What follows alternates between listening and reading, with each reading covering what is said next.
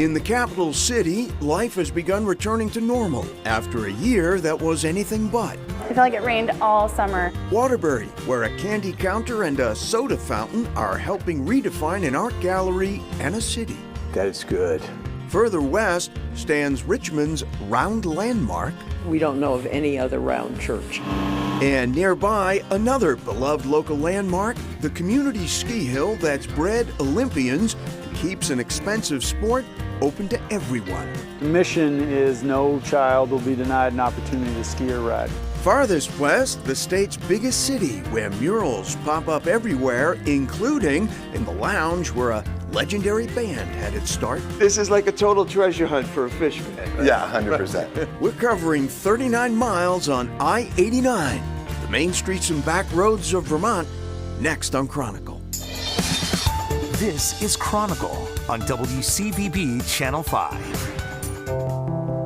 It's definitely shaped by the mountains for sure. I think we're a corridor and we're a crossroads. A corridor for sure. Interstate 89 runs 130 miles across central and northern Vermont. It also crosses the 39 miles and 2 counties that separate the state's capital and its largest city.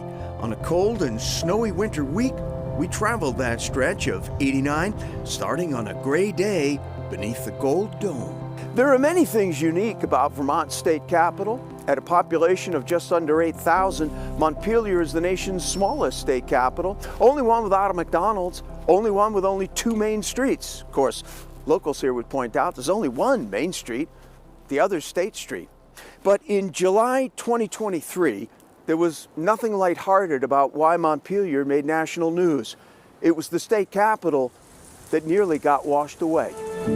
Over a catastrophic 48 hours on July 10th and 11th, 2023, nearly 10 inches of rain fell across parts of Vermont.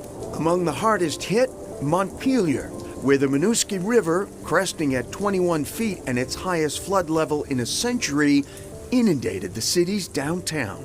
The river's right there. Right. It's outside the window. It's deceiving because we, in this spot on the river, are actually higher than Main Street. This spot on the river is the location of longtime Montpelier landmark, the Capitol Grounds Cafe, where Julia Watson is now the 2nd-generation owner. We first met her dad and founder Bob Watson in 2008. 2 shots okay in that? A Montpelier native, Julia grew up working here.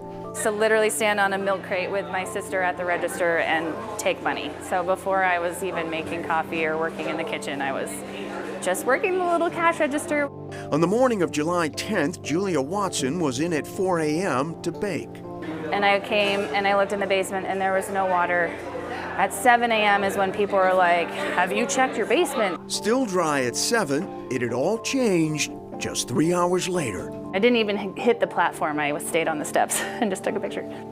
Totally flooded here. Stuff floating. Oh yeah, it was not a pretty sight. Eventually, the waters subsided and the recovery here and in the city began. For Watson, while her coffee stock was saved, food products and various equipment were lost, as were months of business. Honestly, I thought we were gonna be reopened in like a week or 2. I was like, oh, we can clean up everything. Instead, it was 4 long months until the cafe reopened in early November 2023, just a week shy of its 25th anniversary. For many of its loyal friends, it was celebration enough that a little piece of home was finally back.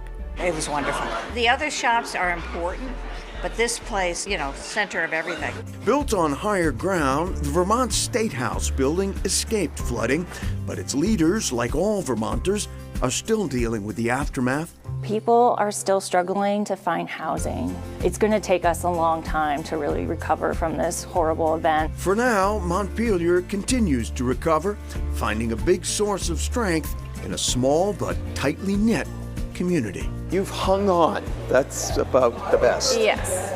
Yeah, we've hung out. It's a really good community to be a part of. And really, as you just heard, that long recovery of the flooding of 2023 continues on in Montpelier. Right, the federal building in Montpelier is still closed to this day because of the floods. The main post office didn't open for a long time until last fall. And also last October, a city commission released their first draft of an emergency plan that is designed to prevent, hopefully, these types of future losses. All right. Coming up, community connection on the slopes.